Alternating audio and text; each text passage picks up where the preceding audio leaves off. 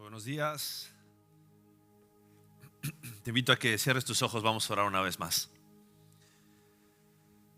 Gracias, Dios, por la oportunidad que nos das esta mañana de poder estar juntos, de poder venir delante de ti deseosos de escuchar tu voz, después de haber levantado nuestras voces, después de haber cantado tus alabanzas, entregado la adoración a ti, Dios. Queremos rogarte que ahora tu voz hable a cada uno de nuestros corazones. Reconocemos nuestra debilidad, nuestra fragilidad, lo propensos que somos a desviarnos, a desobedecer, lo débiles que somos en nuestras convicciones. Pero Padre, hoy te ruego en el nombre de Jesús que por medio de tu Espíritu Santo tú hables a cada uno de nosotros y tú nos ayudes a poder estar discerniendo de qué manera tu Espíritu hoy quiere cambiar nuestras vidas. ¿Cómo nos quieres hacer más como Cristo? ¿Cómo nos quieres acercar más a ti? Dios, no queremos solamente estar aquí sentados para escuchar una plática. Queremos estar aquí para escuchar la voz del Dios vivo y verdadero, la palabra que tiene poder, es una espada de doble filo que penetra hasta lo más profundo de nuestros corazones, discierne nuestros pensamientos. Necesitamos escucharte a ti, Señor. Háblanos, te lo pedimos, en el precioso nombre de Cristo Jesús. Amén. Amén. Buenos días. ¿Cómo estamos? ¿Bien? Qué gusto por estar juntos nuevamente. La oración tiene poder. Empezamos a orar, éramos unos y dejamos de orar y ahora somos más. Gloria a Dios por poder estar juntos esta mañana adorando al Señor. Abre tu Biblia por favor en Nehemías capítulo 6. Nehemías 6. Y continuamos con nuestra serie en este libro de Nehemías. ¿Cuántos ya leyeron todo el libro de Nehemías? A ver, levanten su mano para avergonzar a los que no lo han leído. ¿Cuántos ya lo leyeron? No, en serio, ¿cuántos ya lo leyeron? ¿Lo leyeron completo? ¿Alguna vez has leído completo el libro de Nehemías? Ok, 1. El desafío, acuérdense, cuando comenzamos esta serie, era de tratar de leer todo el libro de Nehemías. Aunque lo estamos predicando, aunque lo estamos enseñando desde aquí los domingos, queremos animarte a que te adelantes a los siguientes capítulos que vamos a estar enseñando cada semana para que tengas un poquito más de contexto y no te quedes perdido solamente en 1 o 2 capítulos que vamos a estar leyendo. Hoy vamos a estar en el capítulo 6 de Nehemías. Pero para quienes tal vez ahorita apenas están conectando a nuestra serie de Nehemías, comenzamos hablando acerca de que Nehemías es un libro que se escribió o que tiene un momento en la historia aproximadamente 400, 500 años antes de Cristo. Entonces este grupo de personas, el grupo de los israelitas, habían regresado del exilio, habían regresado algunos de ellos en distintos grupos, habían regresado de vuelta a su pueblo, de vuelta a su ciudad, a la ciudad de Jerusalén. Y lo que sucedió fue que Nehemías, el copero del rey, se entera, escucha las noticias de que los muros de Israel estaban caídos, de que las puertas habían sido quemadas a fuego. Y entonces su corazón se conmueve porque la ciudad que debería ser un referente, el pueblo de Dios que debería ser un referente para las naciones, ahora era el hazmerreír de todas las demás naciones a causa de que su Dios no los había defendido contra la invasión de estas naciones extranjeras.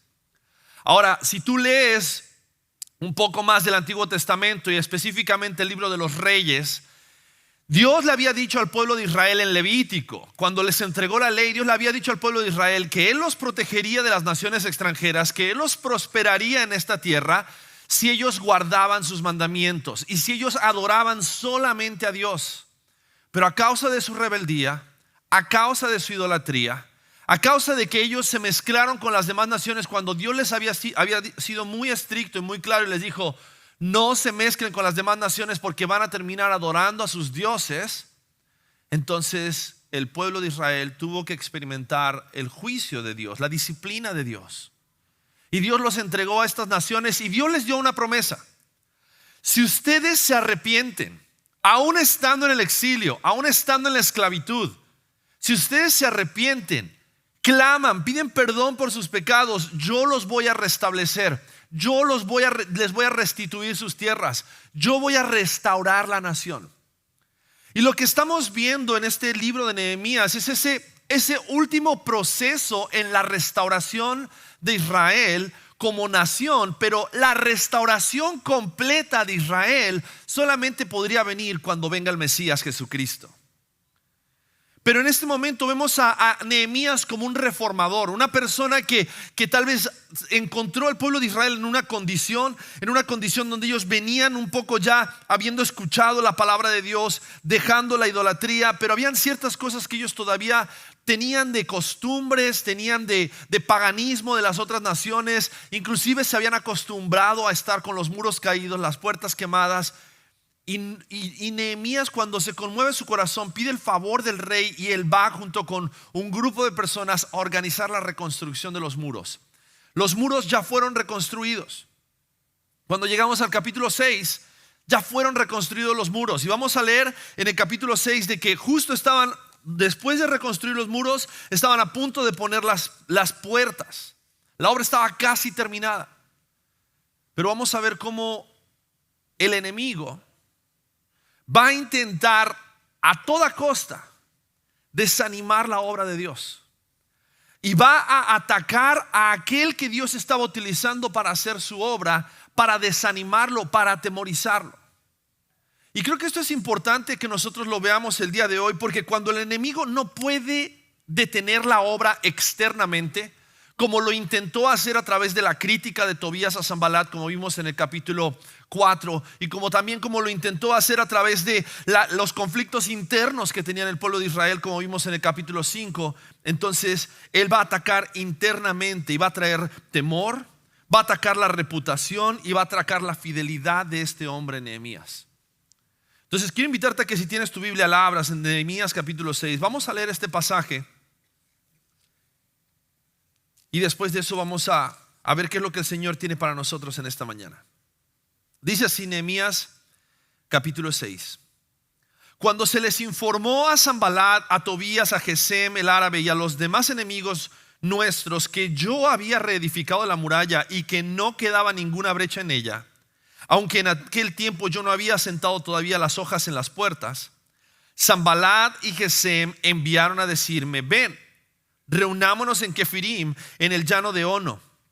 Pero ellos tramaban hacerme daño y les envié mensajeros diciéndoles: yo estoy haciendo una gran obra y no puedo descender. ¿Por qué ha de detenerse la obra mientras la dejo y desciendo a ustedes? 4 veces me enviaron mensajes en la misma forma y en cada ocasión yo les respondí de la misma manera. Entonces Sanbalat por 5ª vez me envió su siervo en la misma forma, con una carta abierta en su mano. En ella estaba escrito: se ha oído entre las naciones y Gasmu dice que tú y los judíos están tramando rebelarse. Por eso reedificas la muralla y según estos informes tú vas a ser su rey. También has puesto profetas para anunciar en Jerusalén en cuanto a ti: un rey está en Judá. Y ahora llegarán a oídos del rey estos informes. Ahora pues, ven, consultemos juntos. Entonces le envió un mensaje diciéndole: no han sucedido esas cosas que tú dices, sino que las estás inventando en tu corazón. Porque todos ellos querían atemorizarnos pensando: ellos se desanimarán con la obra y no será hecha. Pero ahora, oh Dios, fortalece mis manos.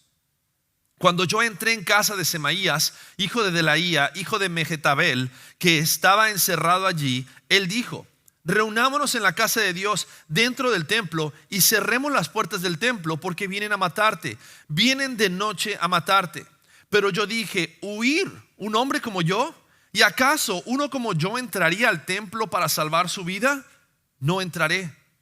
Entonces me di cuenta que ciertamente Dios no lo había enviado, sino que había dicho su profecía contra mí, porque Tobías y Sanbalat le habían pagado. Le pagaron por esta razón, para que yo me atemorizara y obrara de esta manera y pecara, y así ellos tuvieran un mal informe de mí y pudieran reprocharme. Acuérdate, Dios mío, de Tobías y de Sanbalat conforme a estas obras suyas, también de la profetisa Noadías y de los demás profetas que estaban atemorizándome. La muralla fue terminada el 25 del mes de Elul en 52 días. Cuando se enteraron todos nuestros enemigos y lo vieron todas las naciones que estaban alrededor nuestro, decayó su ánimo, porque reconocieron que esta obra había sido hecha con la ayuda de nuestro Dios.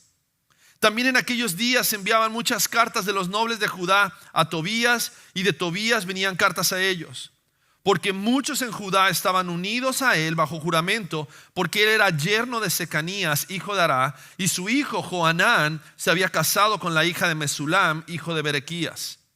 Y además hablaban sus buenas obras en mi presencia, y a él le informaban de mis palabras, y Tobías me enviaba cartas para atemorizarme. Y quiero que veas una palabra que se repite en 4 ocasiones en este pasaje. En 4 ocasiones se repite la palabra temor o atemorizar. Versículo 9 dice que porque todos ellos querían, dice, atemorizarnos. Versículo 13 también dice, le pagaron por esta razón para que yo me atemorizara. Y cada vez que vemos esta palabra temor, tenemos que entender que el plan de los enemigos de Nehemías en este momento era a través de infundir temor que Nehemías terminara haciendo lo que ellos querían que él hiciera, que era detener la obra. Ellos estaban muy cómodos como estaban cuando Nehemías vino a irrumpir su comodidad, y entonces ellos lo que querían era detener la obra. Pero hay que tener algo muy importante. Detrás de los enemigos de Nehemías hay un enemigo mucho más grande, y es el enemigo del pueblo de Israel, es el enemigo de los creyentes, y ese es Satanás. Y quiero que veamos esto, porque a veces podemos llegar a pensar de que Satanás está detrás de todas las cosas, y vemos al diablo en todas las cosas. Y déjame decirte algo, el diablo no puede estar en todos lados, porque el diablo no es omnipresente. Pero en ocasiones el diablo va a utilizar personas alrededor nuestro, y aún personas a veces que apreciamos, personas de nuestra confianza, personas que deberían de estar de nuestro lado, para atemorizarnos en aquello que Dios nos ha llamado a hacer, para que entonces cuando nos atemoricemos dejemos de hacer la obra que Él nos ha llamado.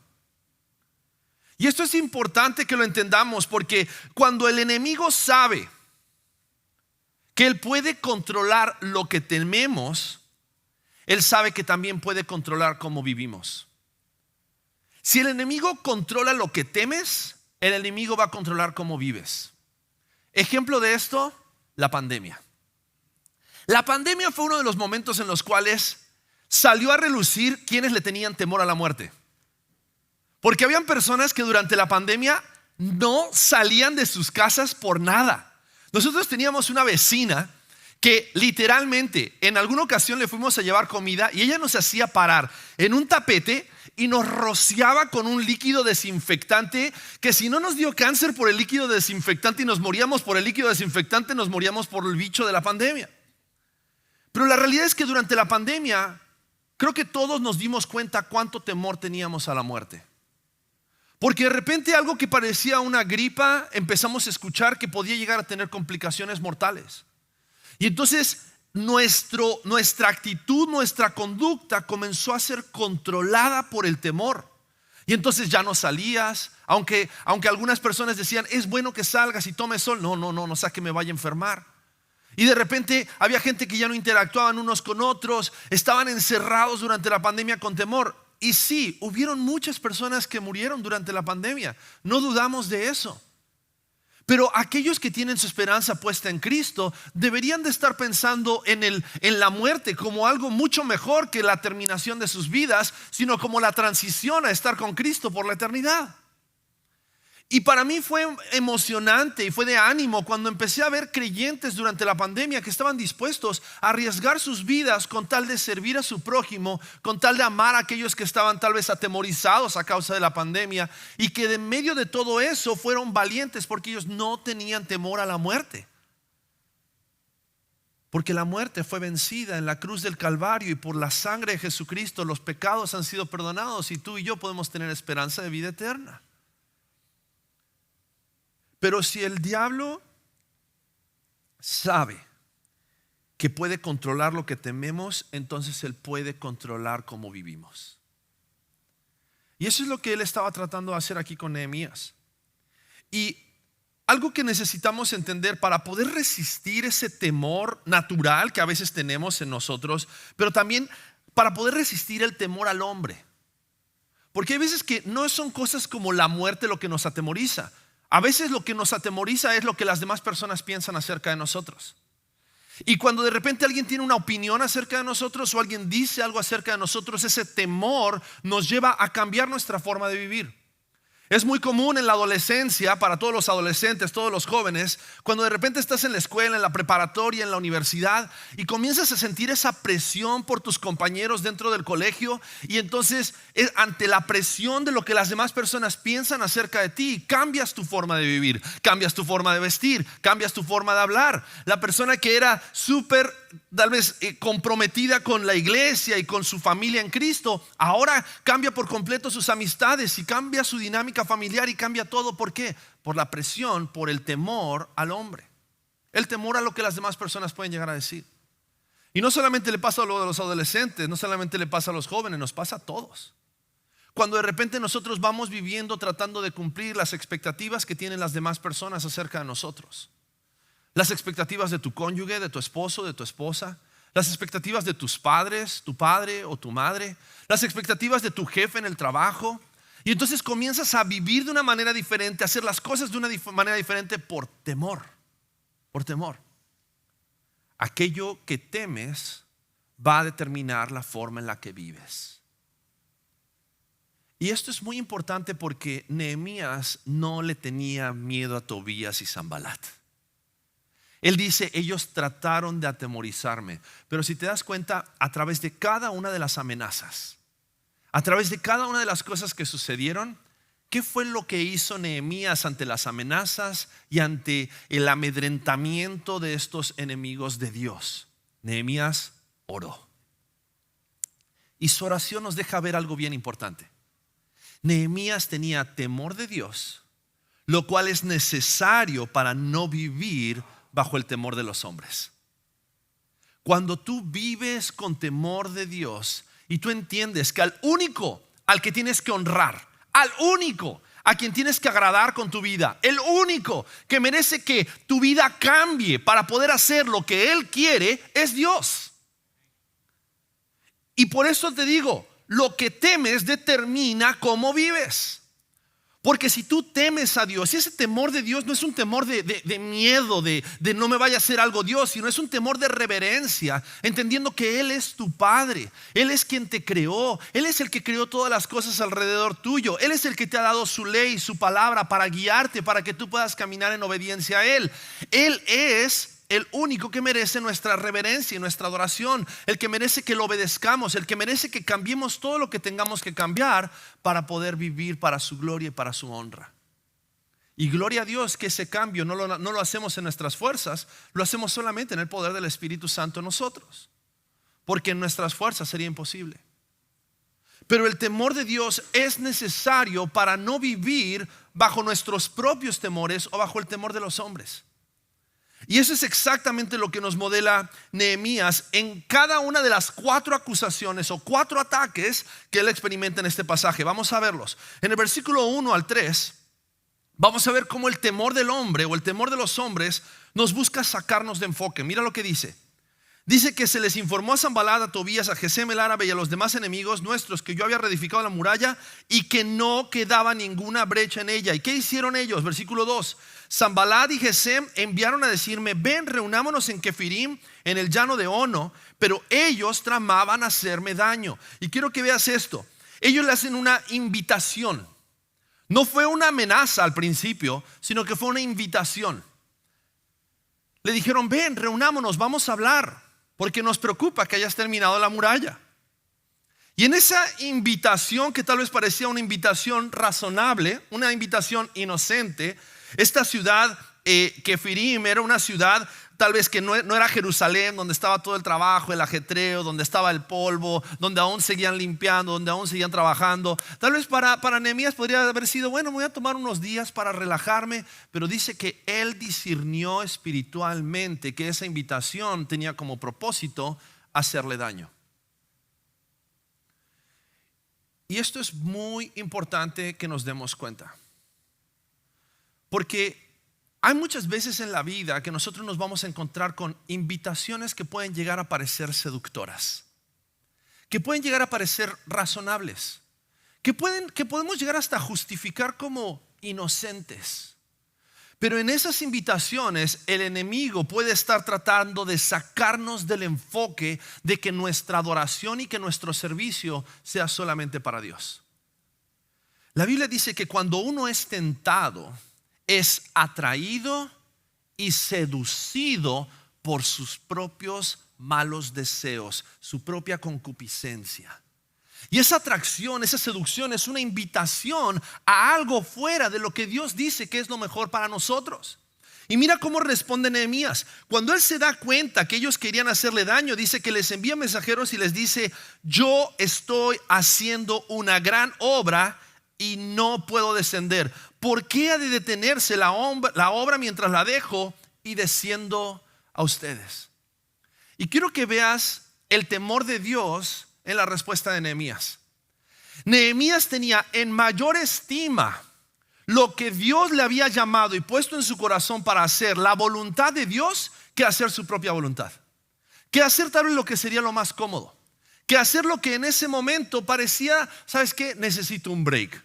Necesito tiempo para mí mismo. Y Nehemías dijo: no voy a dejar de hacer lo que Dios me llamó a hacer. Y es interesante porque el enemigo no siempre se opone. El enemigo, a veces la oposición no se va a ver como una oposición frontal, sino que se va a ver como una invitación a hacer algo más de lo que Dios te ha llamado a hacer.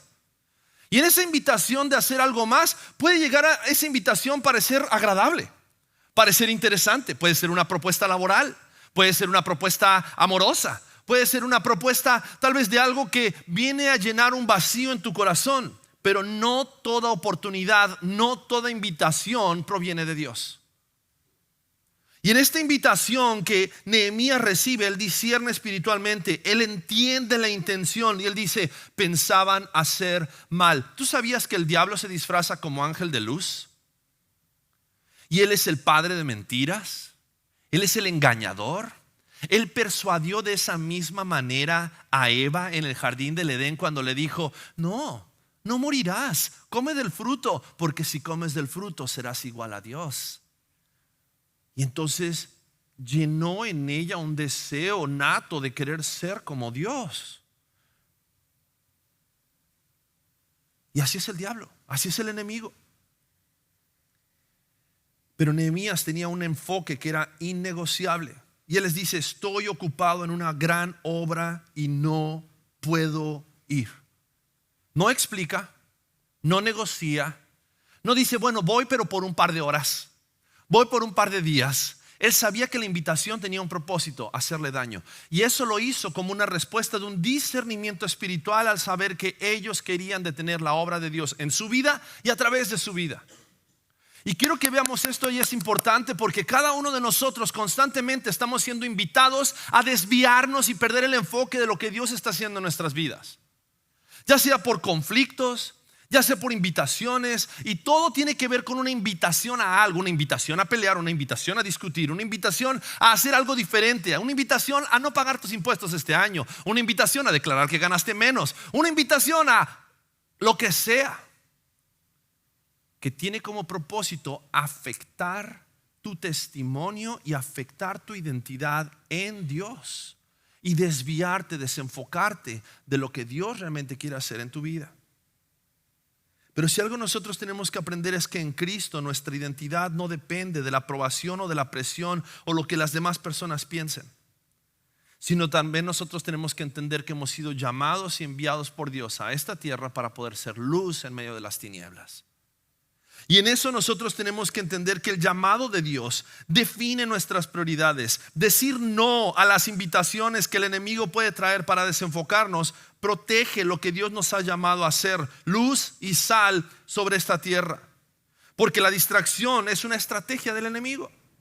Es una estrategia del enemigo, ¿para qué? Para desviarnos y descalificarnos de la obra a la cual Dios nos ha llamado. El Evangelio nos va a recordar que ya somos plenamente aceptados en Cristo, por lo que necesitamos. No necesitamos vivir buscando la aprobación de los hombres, sabiendo que en Cristo Jesús hemos sido aprobados por Él. Eso tiene que llenar nuestros corazones. En eso tiene que estar nuestra seguridad. No en que buscamos la aprobación de los hombres, no en que vamos a ceder a a buscar la aprobación de los hombres, sino en que en Cristo ya hemos sido aprobados. Entonces el temor a los hombres o el temor va a buscar sacarnos del enfoque, versículos 1 al 3. Pero también el temor de los hombres o el temor va a buscar controlarnos mediante la difamación. Mira lo que sucedió en los versículos 4 al 9.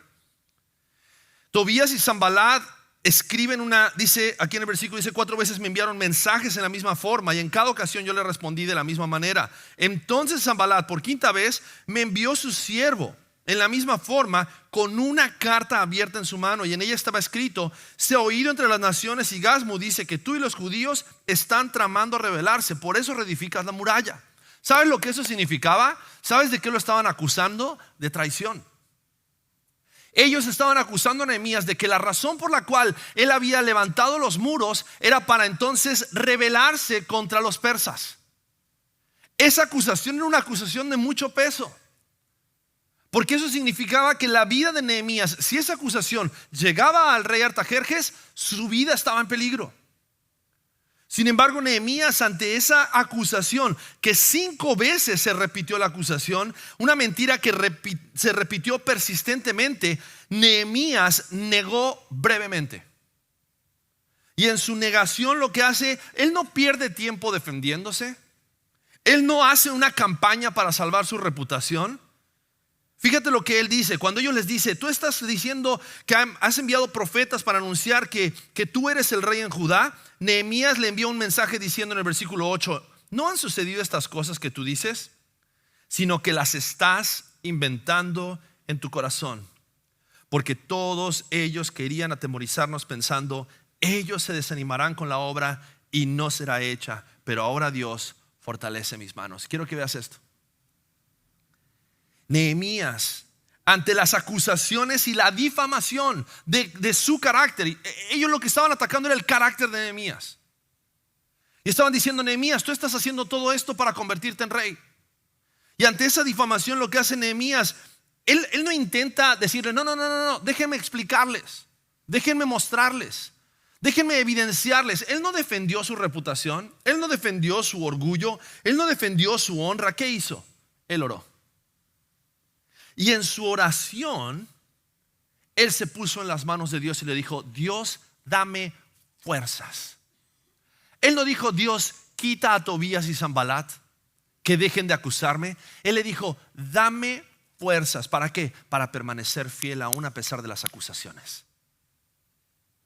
Porque tu fidelidad y mi fidelidad en medio de las acusaciones es lo único que va a tener la autoridad para poder demostrar de que las acusaciones son falsas. Mi mamá tenía un imán en su refrigerador y también tenía un cuadrito en la casa que tenía una frase que para mí siempre se me quedó grabada: no puedes vivir evitando que la gente hable mal de ti, pero sí puedes vivir viviendo de tal manera que nadie les crea. Te lo voy a repetir: no puedes evitar que la gente hable mal de ti, pero sí puedes vivir de tal manera que nadie les crea. ¿Sabes qué era lo que iba a defender a Nehemías de sus acusadores? Su testimonio, su integridad.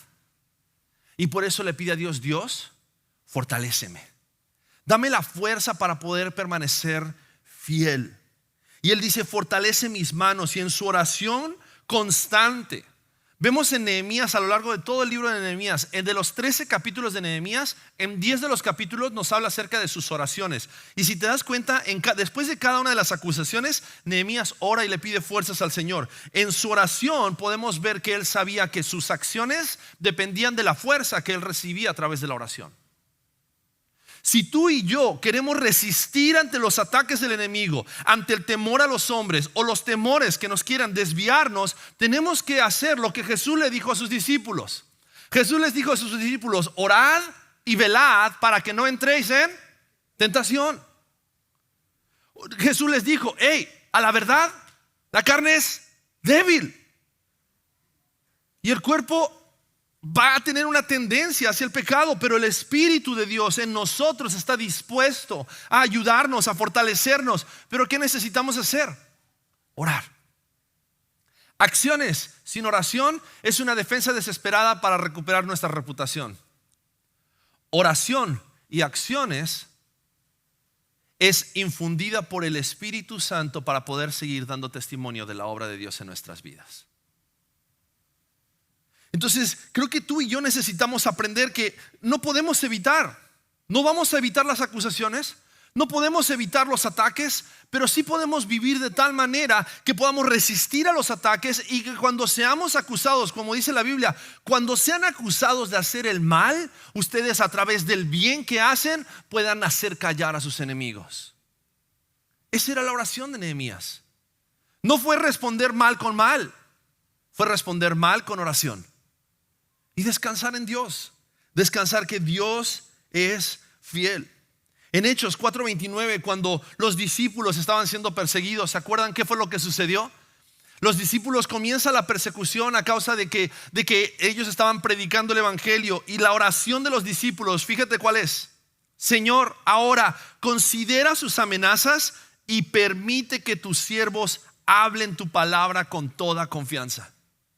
Ante las amenazas, ante la difamación, ante todo lo que ellos estaban empezando a vivir, ellos, en lugar de orar para que esas amenazas se vayan, ellos oran por fuerza, por discernimiento, por sabiduría para saber cómo hablar.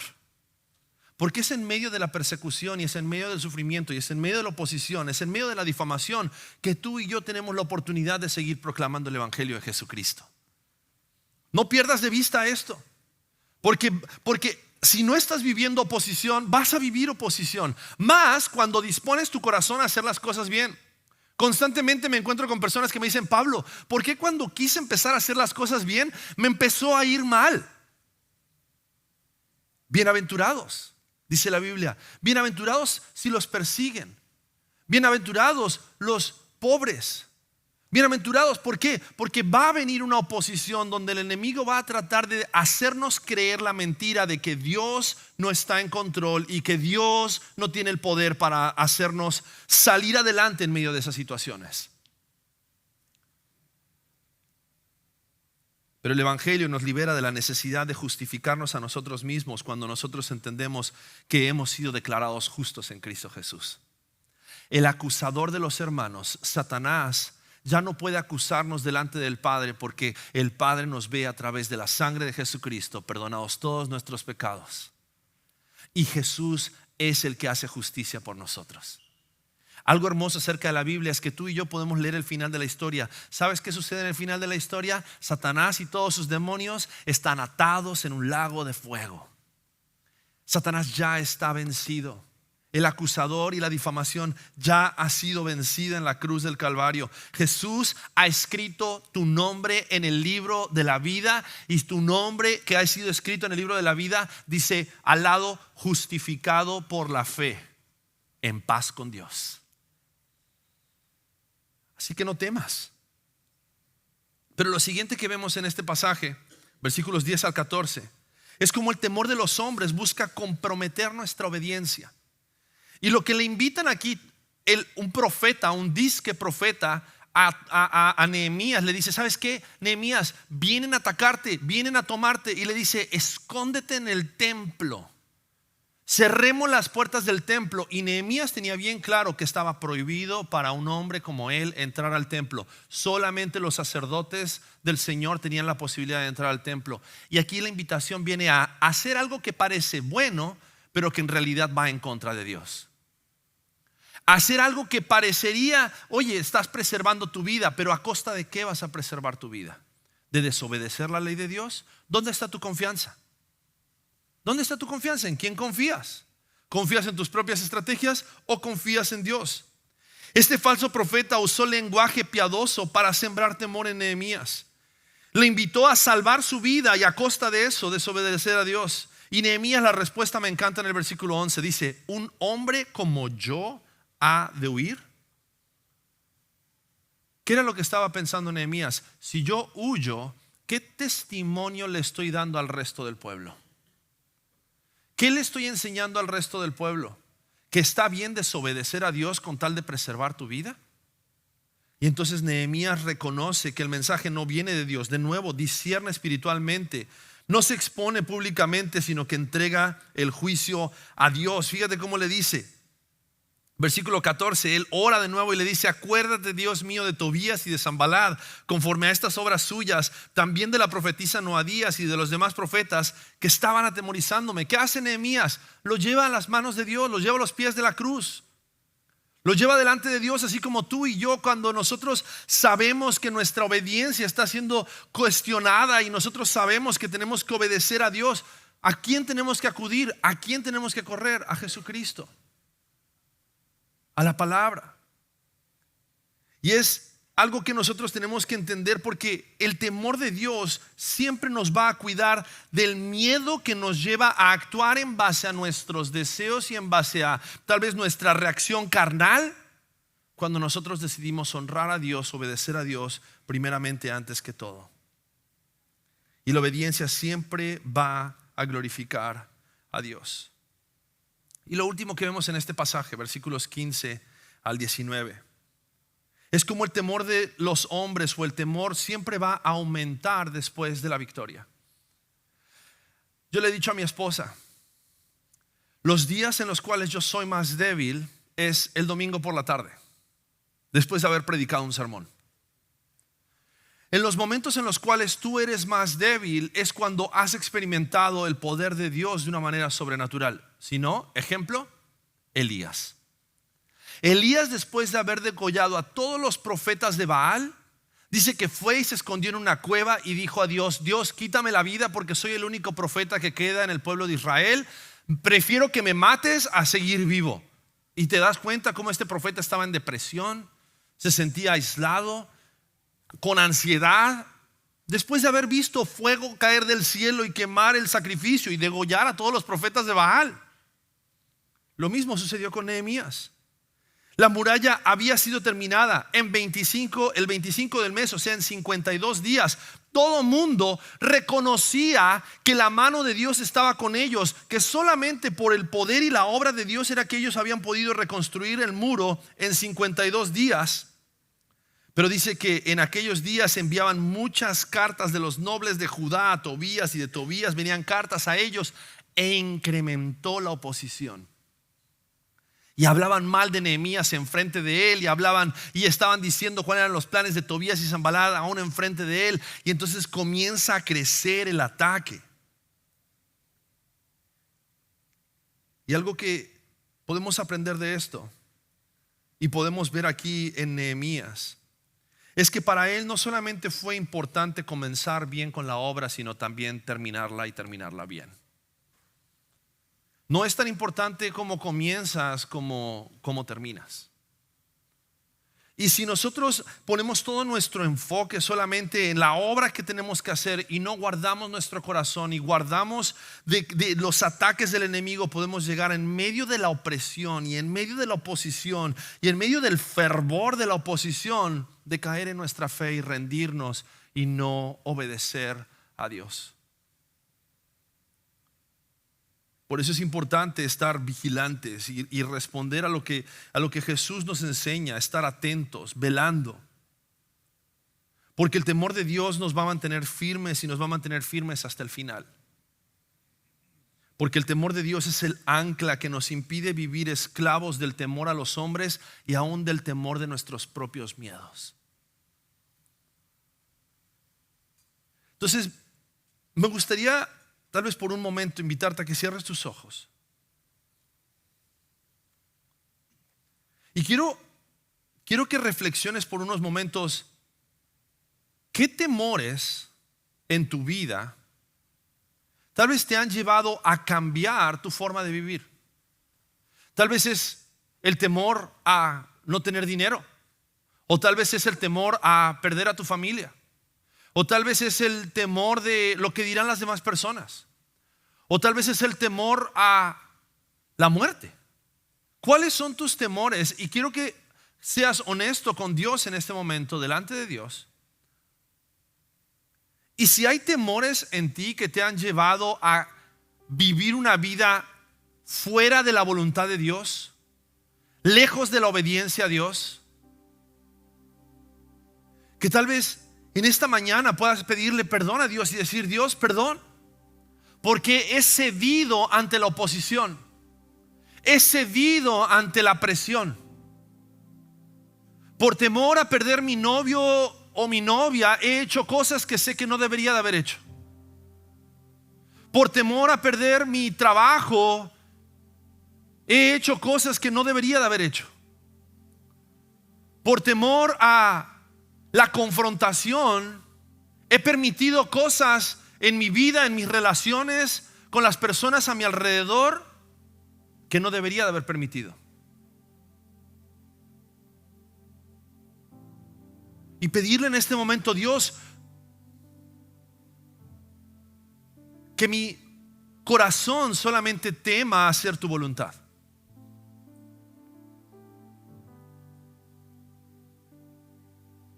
Que ninguna cosa me distraiga de tus propósitos.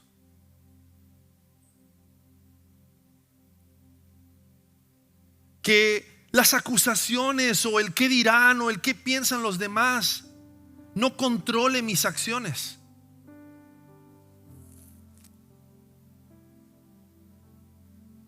Sino que yo esté dispuesto a serte fiel y fiel hasta el final. ¿Vives una vida en el temor de Dios? ¿O vives aterrorizado por los miedos que hay en tu mente y en tu corazón?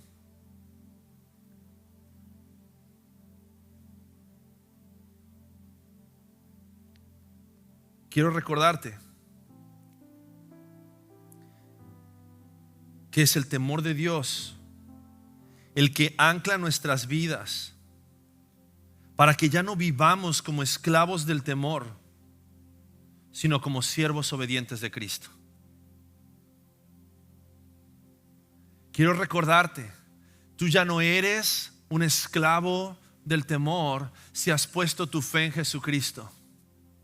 Tú eres un hijo de Dios. Y como hijo de Dios tú eres aceptado, eres aprobado, eres amado. No tienes que luchar por la aceptación del Padre. El Padre te acepta por los méritos y la obra de Cristo Jesús en la cruz.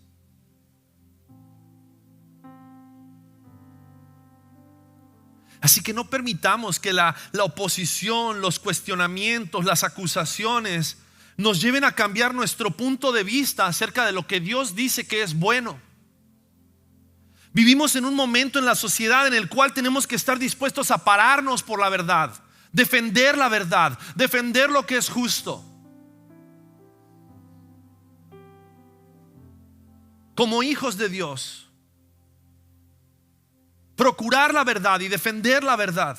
No permitamos que la oposición, que los cuestionamientos, que las acusaciones nos lleven a perder el sabor de la sal que somos para esta tierra. Que cubran con una vasija la luz que somos para este mundo. Sino que con valor seamos fieles y oremos como Nehemías, oremos como los creyentes del primer siglo. Dios, danos fuerzas.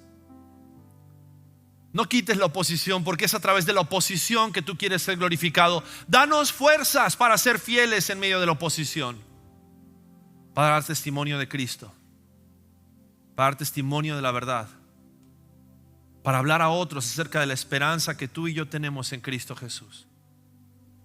Padre, gracias.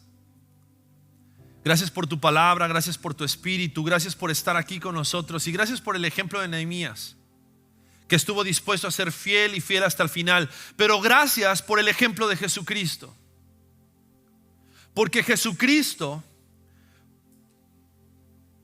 con sus ojos puestos, dice la palabra, en el galardón, con sus ojos puestos en el premio de su sacrificio, Él estuvo dispuesto a ser obediente y obediente hasta el final, obediente hasta la cruz.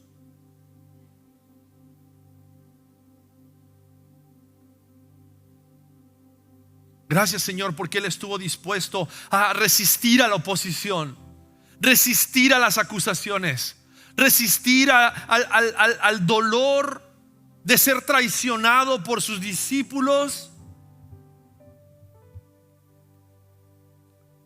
con tal de ser obediente hasta el final y en su obediencia ganar para nosotros la salvación.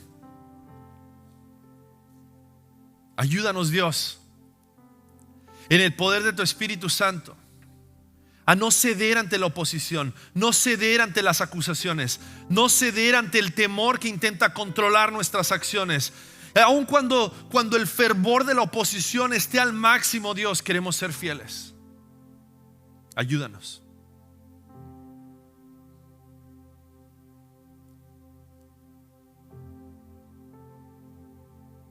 Ayúdanos, Señor.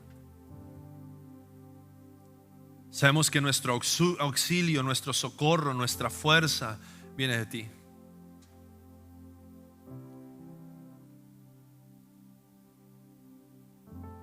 Por eso venimos a ti.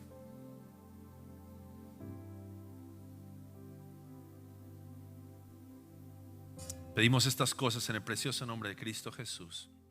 Amén.